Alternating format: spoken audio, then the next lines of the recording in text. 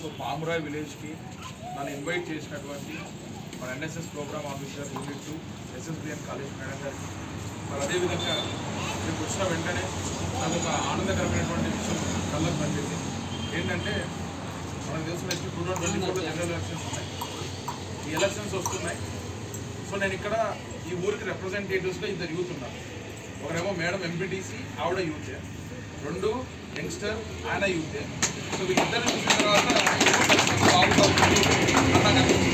ఎందుకంటే యూత్ ఎక్కడైతే పాలిటిక్స్లో ఉంటారో, యూత్ అనేవాళ్ళు అంటే యువత, యంగ్స్టర్స్, యంగ్ ఏజ్లో ఉన్నటువంటి వాళ్ళు. మన సినిమాలు చూస్తుంటాం, సీరియల్ చూస్తుంటాం. యంగ్ హీరో అంటే బాగా అట్రాక్ట్ అయిపోతాం. కార్తీక దీపం సీరియల్ చూస్తుంటాం. రాష్ట్రబాబు యంగ్స్టర్ కాబట్టి బాగా అట్రాక్ట్ అవుతాం. సో మరి ఏంటంటే యూత్ ఎక్కడైతే ఉంటారో అక్కడ సక్సెస్ ఉంటుంది అని చాలామంది నమ్ముతారు. సో ఈరోజు వీళ్ళిద్దరికీ కూడా ఈ ఊళ్ళో ఇంత మంచి చక్కటి కార్యక్రమం ఆర్గనైజ్ చేయడానికి ముందుకు వచ్చిన మేడం గారికి, ఎంపీటీసీ గారికి, నెక్స్ట్ యంగ్ లీడర్ గారికి, ఇద్దరికి కూడా నేను first of all hearty congratulations చెప్తూ, మరి అదేవిధంగా ముగ్గుల పోటీలు దాంట్లో ఏమైపోయినాయంటే మన దేశ సంస్కృతి సాంప్రదాయాల్లో ముగ్గులు అంటే మీ అందరూ తెలుసు. అమ్మగారికి ఇంటి దగ్గర స్టిక్కర్ ముగ్గులు వచ్చేసినాయి. ఒకసారి ముగ్గేస్తే మళ్ళీ తీయాల్సిన అవసరం ఉండదు. ఆ స్టిక్కర్ అట్లా అతుక్కొని పోతుంది. అలాంటి టైంలో కూడా ముగ్గులు వేస్తూ ఇంకా మన కల్చర్ సజీవంగా ఉంది, మన సంస్కృతి సాంప్రదాయాలు కొంతవరకు ఉన్నాయి అనేది మీరు చూపించారు. మీ అందరికీ కూడా అంతర్జాతీయ మహిళా దినోత్సవం సందర్భంగా మీ అందరికీ కూడా లాంగ్ విషెస్. అండ్ ఇక్కడ ఉన్నటువంటి ఊరు గ్రామస్తులందరికీ నేను యూత్ డిపార్ట్మెంట్ నుంచి వస్తున్నానమ్మా. మా ఆఫీస్ కలెక్టర్ ఆఫీస్ చూసారా, కలెక్టర్ ఆఫీస్ పక్కనే ఉంటుంది యూత్ డిపార్ట్మెంట్ ఆఫీస్. అండ్ ఇక్కడికి మరి మేడం ఈరోజు ఓటింగ్ గురించి మాట్లాడమని చెప్పారు. ఓటింగ్ గురించి మాట్లాడమన్నారు కాబట్టి నేను మిమ్మల్ని ఎక్కువసేపు బోర్ కొట్టించాను.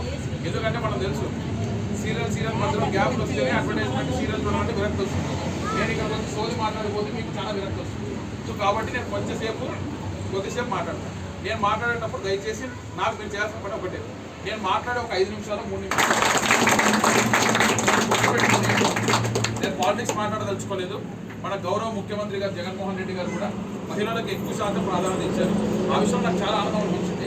అదేవిధంగా మన దేశ ప్రధాని మోదీ గారు కూడా ఈ దేశానికి ప్రెసిడెంట్ ఆఫ్ ఇండియా, అందరికంటే పెద్ద ఆవిడ పోతే అందరూ నమస్కారం వంగాల్సి వస్తుంది. వజ్రం అయితే ఒకటి మరీ కష్టం. అలాంటి పెద్ద పొజిషన్లో ఒక మహిళకు పెట్టడం జరిగింది. సో ఈరోజు మరి ఎలక్షన్ ఓటింగ్ గురించి మేడం మాట్లాడమని చెప్పారు. మనందరూ తెలుసు జనవరిలో ఏ ఫెస్టివల్ వస్తుంది, మనందరూ తెలుసు. జనవరిలో పండుగ వస్తుంది. ఏ పండుగ? సంక్రాంతి. ఓకే, నెక్స్ట్ ఇప్పుడు రాబోయే ఫెస్టివల్ ఏంటి? శివరాత్రి. దాని తర్వాత ఉగాది, అంతే కదా. ఇంకా ముస్లిం సోదరులు ఎవరైనా ఉంటే వాళ్ళకి వచ్చేసి త్వరలో రంజాన్ వస్తుంది. మరి డిసెంబర్ ఎండింగ్లో క్రిస్మస్ వస్తుంది క్రిస్టియన్స్కి. సో ఈ పండుగలు సంవత్సరానికి ఒకసారి వస్తాయి, రైటా కదా. సంవత్సరానికి ఒకసారి పండుగలు వస్తూ ఉంటాయి. ఒక పండుగ మాత్రం 5 ఏళ్ళకి ఒకసారి వస్తుంది. ఇది ఎలక్షన్, అదే ఎన్నికల పండుగ. మరి మన ఇంట్లో ఒక పండుగ వస్తుందంటే ఆడవాళ్ళు, మన ఇంట్లో వాళ్ళంతా ఇల్లంతా క్లీన్ చేసి శుభ్రపరిచి పైన ఉండేటువంటి ఏదన్నా పైన పెట్టింటారనమాట.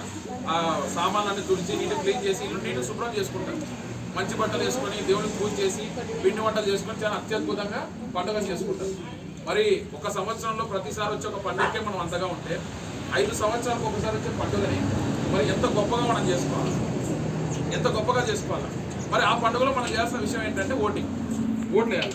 సో మీ అందరికీ ఒకటి ఉంటుంది అనమాట. సార్ ఏదో సంవత్సరానికి 5 సంవత్సరాలకు ఒకసారి ఎమ్మెల్యేకి ఎంపీకి ఓటు వేయమంటారు. ఏం మేము ఒక్కటి ఓటు వేయకుండా దేశం నష్టపోతుందా? మేము ఒక్కటి ఓటు వేయకుండా దేశంలో ప్రపంచంలో మార్పులు జరుగుతాయని ఇక్కడ ఉండే మహిళలందరూ విషయం గుర్తుపెట్టుకోవాలి. మన ప్రపంచంలో మోస్ట్ డెవలప్డ్ కంట్రీ, అన్నిటికంటే అభివృద్ధి చెందిన దేశం అంటే మీరు ఏం చెప్తారమ్మా? అమెరికా. ఏ కంట్రీ బాగా డెవలప్ అయింది? అమెరికా. ఎవరు? అమెరికా చెప్పారు. Very good. చాలా మంది అమెరికా చెప్తున్నారు. అమెరికా మీకు తెలుసుదో, అమెరికా అనేటువంటి దేశానికి మనకంటే 200 ఏళ్ళ ముందు వాళ్ళకి స్వాతంత్రం వచ్చింది. మనల్ని బ్రిటిష్ వాళ్ళు ఎట్లా పాలించారో వాళ్ళని కూడా వేరే వాళ్ళు పాలించున్నారు. వాళ్ళ స్వాతంత్రం వచ్చిన తర్వాత స్వాతంత్రం వస్తేనే వాళ్ళ దేశంలో ఓటు హక్కు ఎవరికి ఇచ్చారో తెలుసా? మగవాళ్ళకి మాత్రమే ఇచ్చారు, మహిళలకు ఓటు హక్కు లేదు.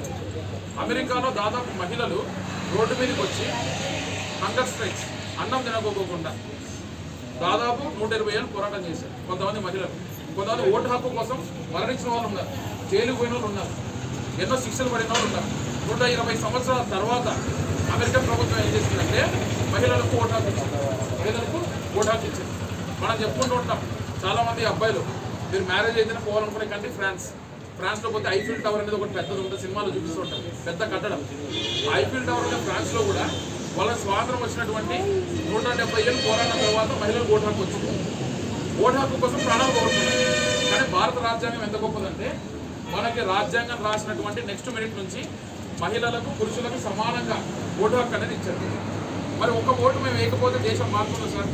మా ఒక్క ఓటు ఏమైనా దేశంలో మార్పులు వస్తాయా అని మీకు అనుకోవచ్చు. మరి ఇప్పుడు ఏదైతే డెవలప్డ్ కంట్రీగా మాట్లాడుకున్నాం కదా, అమెరికా కంట్రీ ఫామ్ అయిన తర్వాత అమెరికా కంటే ఒక మాతృభాష ఉండాలి. అమెరికా దేశం యొక్క మాతృభాష ఏంటి అని చెప్పి ఓటింగ్ జరిగితే ఆ ఓటింగ్లో చాలా మంది ప్రజలు పాల్గొంటే ఒకే ఒక ఓటుతో వాళ్ళ మాతృభాష జర్మన్ కాదు ఇంగ్లీష్ ఉండాలా అనేది ఒక్క ఓటు నిర్ణయించింది. ఒక ఓటు మెజారిటీతో వాళ్ళ మాతృభాష ఏమైంది, జర్మన్ కాకోకుండా ఇంగ్లీష్ అయింది. మీకు తెలుసో తెలుసు.